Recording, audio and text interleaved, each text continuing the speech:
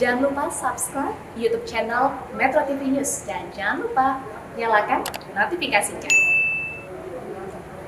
Pemirsa, Lembaga Pengelola Investasi LPI atau INA resmi beroperasi sebagai Sovereign Wealth Fund atau SWF Indonesia.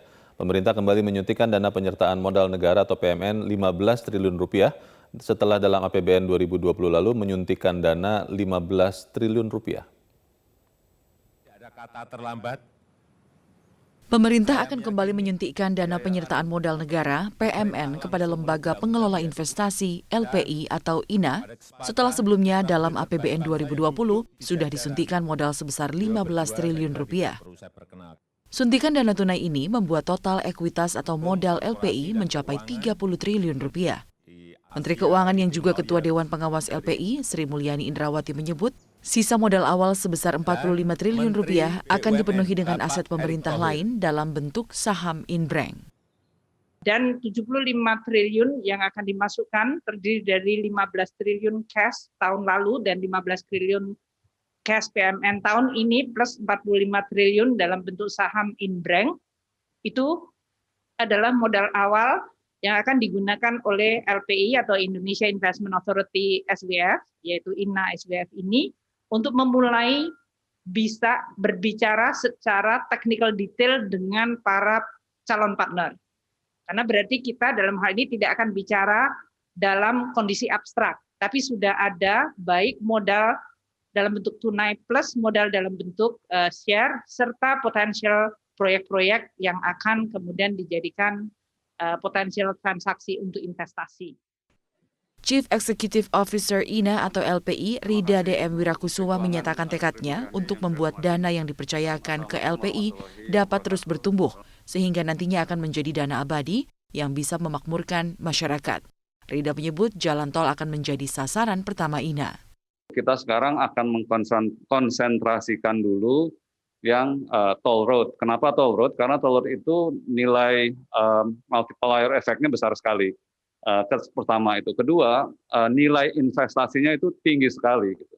Tapi toll road itu pun, ini sekarang saya ngomong detail sebagai CEO ya, itu kita akan harus lihat. Kita harus bekerja sama dengan pemilik tol itu, apakah itu Wijaya Karya, Waskita Karya, atau Utama Karya, ataupun Jasa Marga. Gitu. Kami ingin dengan bekerja sama dengan para BUMN itu, nanti kalau ada investor masuk, investor itu kan menyertakan modal, mereka itu kan pemilik nantinya akan jadi.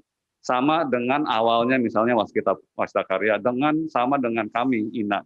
Jadi kami itu harus secara sinergistik itu bersama-sama sebagai pemilik, membetulkan ini tol ini kita bisa optimasikan sebagai bagaimana gitu. Ekonom Dana Reksa Mukti Prasetyani Suyahmun menilai LPI bisa menggenjot pemulihan ekonomi dan pertumbuhan ekonomi Indonesia. Studi menunjukkan setiap 1% kenaikan investasi terjadi penyerapan 750.000 tenaga kerja, sehingga keberadaan LPI bisa membuka kesempatan lapangan pekerjaan di Indonesia. Jadi itu adalah kenapa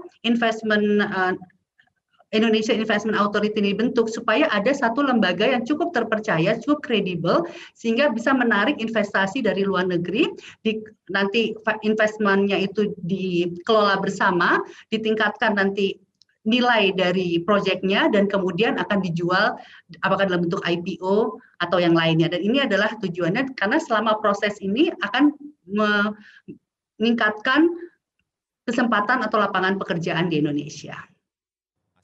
LPI ditargetkan mampu menarik dan mengelola investasi yang masuk ke tanah air sekitar 225 triliun rupiah atau 3 kali lipat dari modal awal yang sesuai peraturan pemerintah nomor 74 tahun 2020 tentang modal awal LPI sebesar 75 triliun rupiah. Dari Jakarta, Tim Liputan Metro TV.